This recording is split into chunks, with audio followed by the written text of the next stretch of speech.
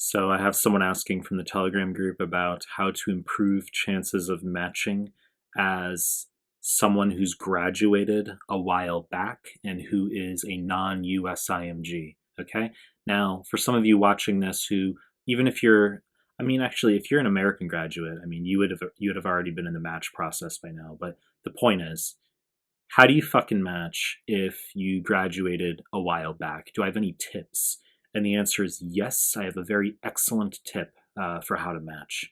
So before we get started, please subscribe to my channel. I really appreciate it. Give the video a like. I really appreciate it. Find me on Instagram at Mehlman_medical, MEHLMAN_medical. The link is down below. Find me on Telegram. Recently created a Telegram group and channel. Links are down below. Now let's start the clip. So if you graduated some time ago and you want to match and you say, well, how are you going to do this? I mean, look, your 2CK score fucking matters, but that doesn't necessarily factor into the relevance of you having graduated ages ago. My tidbit, my piece of information here that I said is valuable is you need a step 3 score, okay? So I've discussed in other clips the notion of sitting the step 3 for the majority of applicants, that it's not going to matter if for instance, you're applying to a competitive specialty and you say, well, 2CK is obviously very important. Do I need to have a step 3 score? The answer is no. I've talked about that because 99% of people are not going to have a step 3 score when they apply. So it's just not a metric used for comparison's sake. But if you are a graduate from, let's say, 5 years ago, 7 years ago, and you apply, that is a very unfavorable aspect of one's history, okay?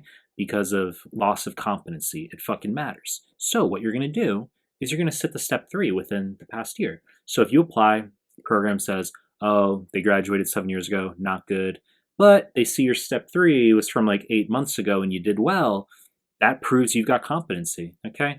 Look, there's going to be certain elements of clinical competency, taking a history, stuff like that, that step 3 does not guarantee that you've retained, and chances are you will have forgotten all that. Programs are probably mindful that you're going to regain all those skills in the first month, 2 months anyway.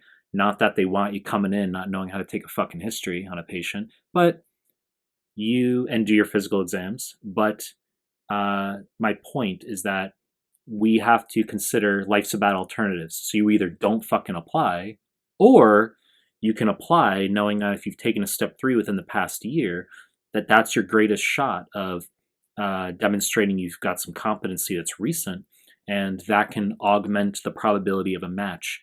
That's in my opinion, okay? But it makes fucking sense. It's like, clearly, right? That's the utility of step 3. Demonstrate you've got competency, because the residents are taking that exam anyway.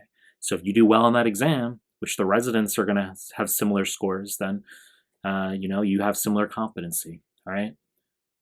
You know the deal. I'm going to continue to make more content. If you like my stuff, subscribe to my channel, and I appreciate your time. That's it.